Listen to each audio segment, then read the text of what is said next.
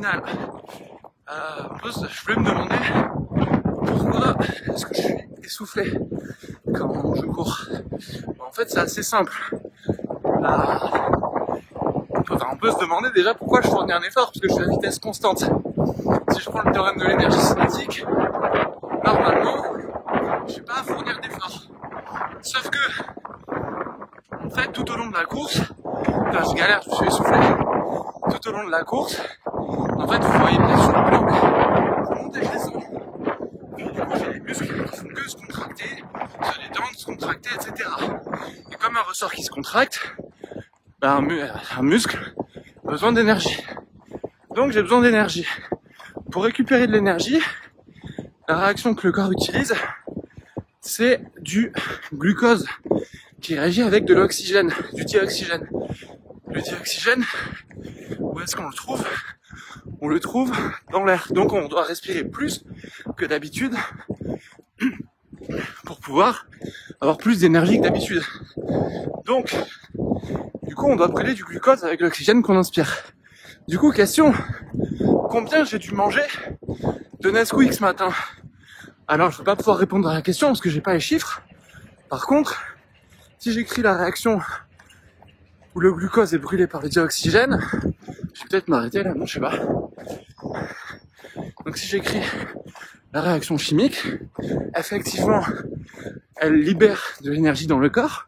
Et pour connaître combien d'énergie elle libère, je dois utiliser la loi de S. Donc, je vais me mettre à marcher un peu. La loi de S, je l'écris, j'ai besoin de l'enthalpie de formation du glucose, etc. Là, je suis en train de l'écrire. Et je récupère donc finalement une énergie qui vaut tant de kilojoules par mol.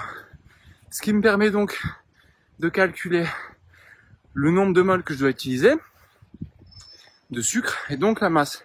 Mes questions, combien d'énergie j'ai utilisé pendant ma course?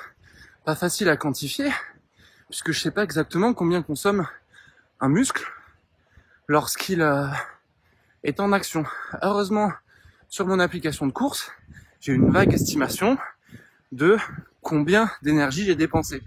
Alors là, vous voyez apparaître, c'est kilocalories, mais si je le mets en joules, du coup, je sais combien de joules j'ai dépensé. Et donc, je sais combien de moles j'ai dû dépenser de dioxygène, mais aussi de glucose. Bon, éventuellement, le nombre de moles de dioxygène, on pourrait quantifier combien j'ai respiré en plus. Bon, c'est pas super intéressant. Par contre, combien de glucose j'ai utilisé, ça c'est intéressant. Pour savoir combien de glucose j'ai utilisé, j'ai juste à utiliser la masse molaire du glucose.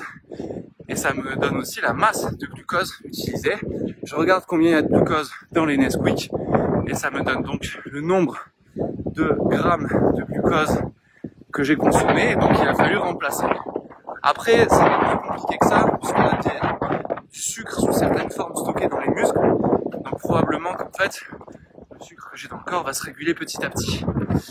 Voilà, bon, j'ai fait ça devant plein de gens, c'est trop la honte. En tout cas, merci, et puis on se retrouve la prochaine fois.